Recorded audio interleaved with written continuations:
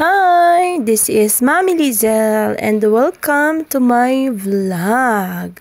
My vlog is all about how Mami live. Kung ano po yung mga pinaggagawa ng isang nanay. Minsan, nag-aaliw. Minsan, nagtatrabaho. At minsan, nag-i-enjoy, tumutulong sa asawa. So, ganyan. So, ngayon, for today's video, gagawa kami ng parol ng anak ko. Nagawa sa mga basura. Bote ng soft drink. So, hindi ko na naibigay yung detalye kung paano ginawa. Kasi mayroon akong videos na pinanood din ng katulad ng sa ganito. So, yan is, bali, gawa lang sa mga basura, katulad ng mga bote ng Sunrox. Ayan. So, madali lang yung paggawa sa kanya. Bali, yung bote ng Sunrox, ginupit-kupit ko lang ng 4 na bahagi para maging star. Sinukat-sukat ko pa nga yan para maging star siya. Then, ang kailangan mo dyan is, yun nga, 26 bottle of soft drinks na empty bottle and Sunrox na 500 ml. Tapos, kailangan meron kang soldering iron and glue gun. Meron ka ding mga kawad and spray paint. Hindi ko na nilagay yung detalye dyan sa aking videos. Yun yung nilagay ko na kung paano magkabit ng aming pinaghirapan na parol. Project nga ito ng anak ko. So, magkakatulong nga kami ng asawa ko at ng aking anak na bunso na si Queenie sa paggawa ng parol na to. Mahirap, masakit sa kamay. Ayan, nag-start kami ng alauna ng umaga. Alauna ng hapon pala. And then, natapos kami ng 5 o'clock. So, 5 hours lang namin siyang ginawa. Ayan. So, mabilis lang matuyo yung spray paint. Pag maglalagay ka, guys, madali lang naman magawa. Kailangan mo lang ay oras. Kailangan masipag ka. At kailangan may dedikasyon ka na magagawa mo yun. Tulong-tulong, syempre. Hindi ko naman kaya na mag-isa to. Katulong ko ang aking asawa sa paggugupit. Ako lang yung nag-design.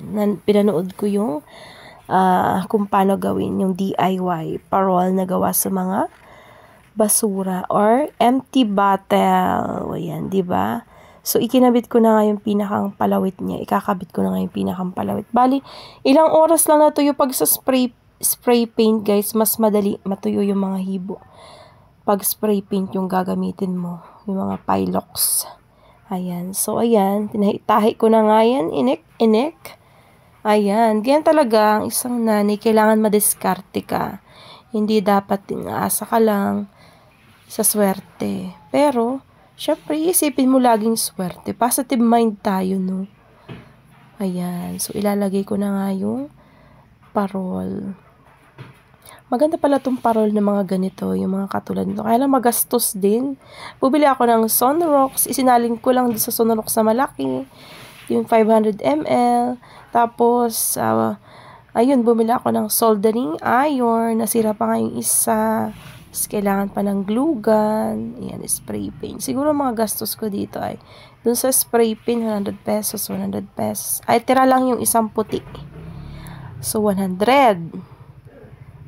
Yung stick glue, 4 pesos, 100. Siguro abutin ng 200 plus. Kasama yung soldering iron. Yun lang naman kanong pinaggastusan namin.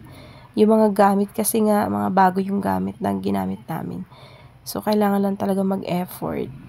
Pero kung tutuusin, konti lang ang gasto. Siguro mga 200 lang, ganun. So, ayan, may parol na. Pwede ka naman gumawa pa ng another parol kasi may tira pa naman yung spray paint. So, kung ito'y i-for the go mo sa pagbebenta ng mga ganitong parol, i-for the go mo na. Kasi mas maganda siya, mas matibay talaga sa mga ganitong parol na gawa sa bote. O, ayan. Sana ay natuwa kayo sa for today's video namin ng anak ko, together with me and my husband. At sa uulitin, mga ante, ayan na, yung finished product namin. O, please subscribe to my channel. Thank you. Yan, ang ganda na. Ikot-ikot pa yung parol. Pagkatapos ng school, nasa amin na din yung parol na yan. Sasabit ko sa harapan ng bahay.